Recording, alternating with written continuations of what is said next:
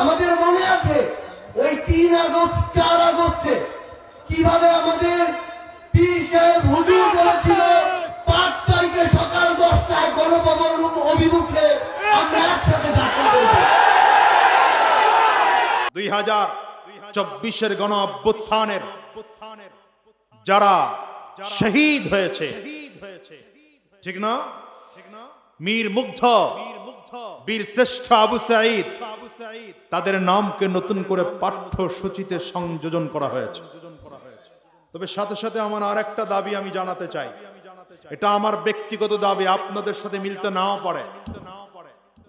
2024-এর ছাত্রদের আন্দোলনের সাথে, বৈষম্য বিরোধী ছাত্রদের আন্দোলনের সাথে রাজপথে কোন রাজনৈতিক ব্যক্তিত্বকে আমরা দেখি নাই, একমাত্র শায়েখে চরমনাইকে দেখেছি। ইসলামী আন্দোলন বাংলাদেশ সর্বপ্রথম তার রাজনৈতিক ভাবে সমর্থন দিয়েছে। সর্বোপরি 3 আগস্ট ইসলামী আন্দোলন বাংলাদেশের নায়েবে আমির শায়েখে চরমনাই, আজকের মাহফিলের প্রধান অতিথি, তিনি সশরীরে নেমেছেন, আমরাও নেমেছি। লক্ষ জনতার মিছিল নিয়ে রাজপথ মাড়িয়েছি। দ্বিতীয় দিন আবার বসে থাকেন নাই, 4 আগস্ট 4 আগস্ট আবার নেমেছেন, আমরাও নেমেছি। আমি মাঝে মাঝে বলি যে 5 আগস্ট ওই স্বৈরাচারের দেয়া কারফিউকে ভাঙার মূল নায়ক ছিলেন শায়েখে চরমনাই। সেদিন যদি গুলি করা হতো, শায়েখে চরমনাইর বুকটাও ছিদ্র হয়ে যেত, আমি আজাদির বুকটাও ছিদ্র হয়ে যেত, হাজার লক্ষ মানুষ রাস্তায় মোড়ে পড়ে থাকতাম। জীবনের মায়া ত্যাগ করে আমরা স্বৈরাচারকে বিতাড়িত করার জন্য রাজপথে নেমেছি। শায়েখে চরমনাইকে রাজপথে আমরা দেখেছি।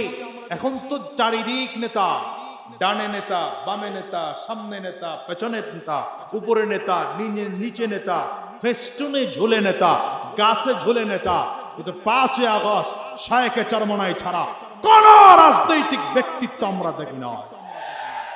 এই জন্য বলবো শায়েখে চরমনাইয়ের নামেও ইতিহাসের পাতায় শায়েখে চরমনাইয়ের নামও লেখা থাকতে হবে।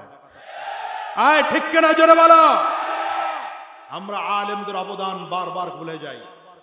ইংরেজদেরকে বিতাড়িত করার জন্য দিল্লির শাহী জামে মসজিদের বুখারীর দর্স থেকে শাহ ওয়ালিউল্লাহ মুহাদ্দিস দেহলভী রহমাতুল্লাহি আলাইহির সেই যুগান্তকারী এক ভাষণ ছিল। গোটা ভারতবর্ষ থেকে ইংরেজদেরকে তাড়ানোর মূল কাজ, কিন্তু ইতিহাস ভুলে গিয়েছে। কথা বলেন না কেন?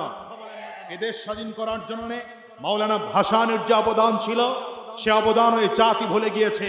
স্বৈরাচার বিতাড়িত করার জন্য শায়েখে চরমনাইয়ের যে অবদান আছে, নতুন প্রজন্মকে তা জানাতে হবে, নয়তো সেটাও তারা ভুলে যাবে। ঠিক কিনা বলেন?